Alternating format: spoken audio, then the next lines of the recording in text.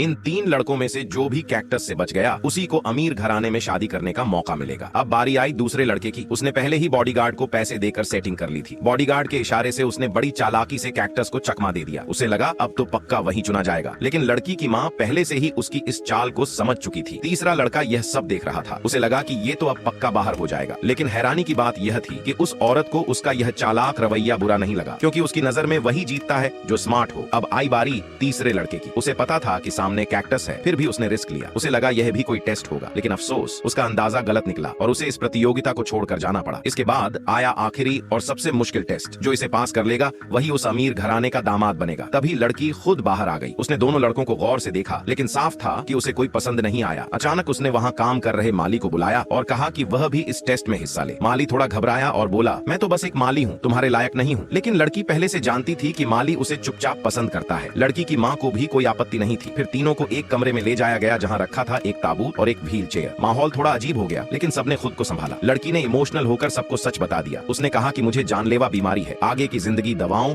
और wheel chair पर ही गुजरेगी और किसी भी दिन उसकी मौत आ सकती है। दूसरे लड़के को लगा कि यह लड़की तो कभी भी मर सकती है, इसलिए वह उसके साथ नहीं रह पाएगा और प्रतियोगिता छोड़कर चला गया। लेकिन पहले लड़के को लगा कि यह शायद कोई टेस्ट होगी, इसीलिए वह बहुत इमोशनल होकर बोला, मैं तुम्हारे साथ रहना चाहता हूँ, जितना भी समय तुम्हारे पास है मैं तुम्हें पूरी मोहब्बत देना चाहता हूँ। लड़की उसकी बात से भावुक हो गई, लेकिन आगे उसने बताया कि उसके मरने के बाद उसके पति को उसकी दौलत में से कुछ भी नहीं मिलेगा। इतना सुनते ही दूसरे लड़के का भी असली चेहरा सामने आ गया। वह लड़की को छोड़कर चला गया। लड़की पूरी तरह टूट चुकी थी। उसने माली को भी जाने को कहा, लेकिन माली आगे आया और बोला, मैं सच्चे दिल से तुम्हारे साथ रहना चाहता हूँ, तुम्हारी बीमारी या जिंदगी के बचे हुए दिनों से मुझे कोई फर्क नहीं पड़ता। लड़की थोड़ी हिचकिचाई और बोली, मैं तुम्हें अपने साथ तकलीफ में नहीं घसीटना चाहती। माली ने भरोसा दिलाया कि मुझे बस तुम्हारे साथ रहना है और मैं चाहता हूँ कि तुम अपना इलाज करवाओ, उम्मीद अभी भी बाकी है। लड़की ने इमोशनल होते हुए बताया कि एक एक्सपेरिमेंटल इलाज है, लेकिन उसकी सफलता की संभावना बहुत कम है, हो सकता है उससे भी मैं ना बच पाऊं। माली ने उसका हाथ थाम कर कहा, मैं हर वक्त तुम्हारे साथ रहूंगा चाहे कुछ भी हो। यह सुनकर लड़की का हौसला बढ़ा और उसने इलाज करवाने का फैसला कर लिया और दोनों खुशी खुशी एक दूसरे की तरफ देखते हैं। क्या आप भी ऐसे सच्चे प्यार पर यकीन करते हैं? अगर हाँ तो वीडियो को लाइक करें, अपने विचार कमेंट में बताएं